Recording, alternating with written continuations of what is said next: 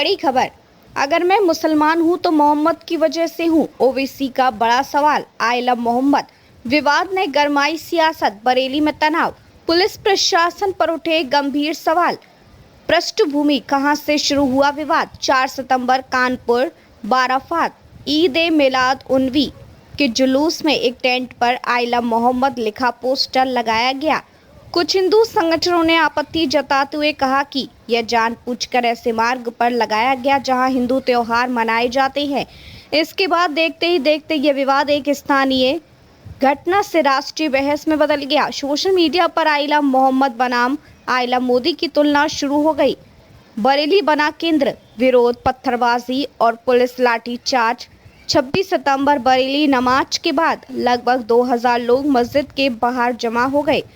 Way I love Mohammad poster हटाने के विरोध में थे। देखते ही देखते भीड़ ने पुलिस पर पत्थरबाजी शुरू कर दी, जिसमें 10 पुलिसकर्मी घायल हुए। पुलिस ने लाठीचार्ज किया, आंसू गैस के गोले छोड़े और 50 से ज्यादा लोगों को हिरासत में लिया। प्रशासन ने हालात बिगड़ते देख इंटरनेट, ब्रॉडबैंड और SMS सेवा को 48 घंटे के लिए निलंबित कर दिया।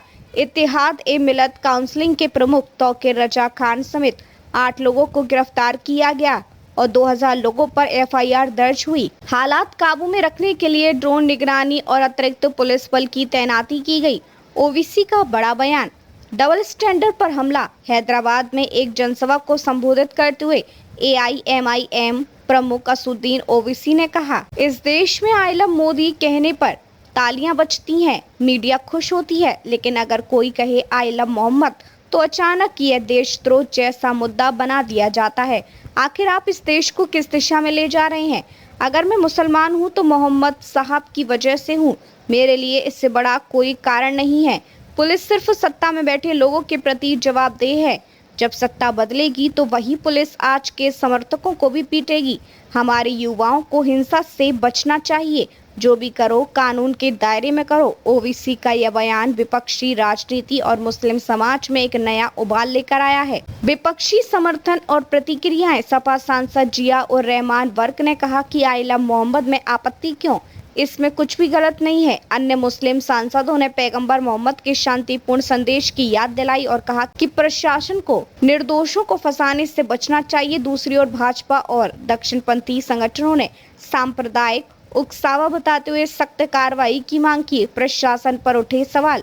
इंटरनेट बंद करने और 2000 लोगों पर एक साथ FIR दर्ज करने की कार्रवाई पर सवाल उठ रहे हैं।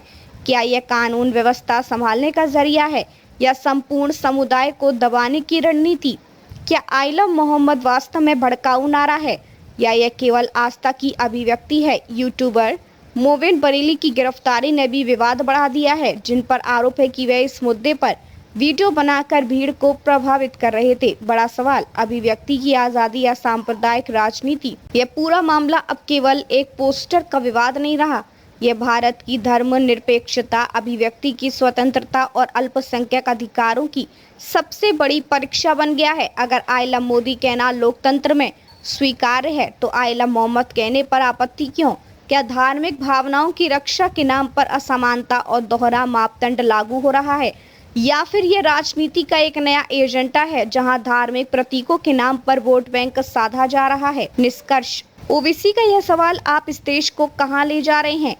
आज भारत की राजनीति, समाज और लोकतंत्र के सामने खड़ा सबसे कठिन सवाल है। बरेली का तनाव केवल स्थानीय कानून व्यवस्था का मसला नहीं, बल्कि यह भारत की सामूहिक चेतना, धार्मिक स्वतंत्रता और लोकतांत्रिक मूल्यों की परीक्षा भी है। अब सवाल आपसे, क्या आई लव मोहम्मद कहना उतना ही सामान्य होना चाहिए जितना आई लव मोदी? क्या यह आस्था की अभिव्यक्ति है या सांप्रदायिक राजनीति का हिस्सा?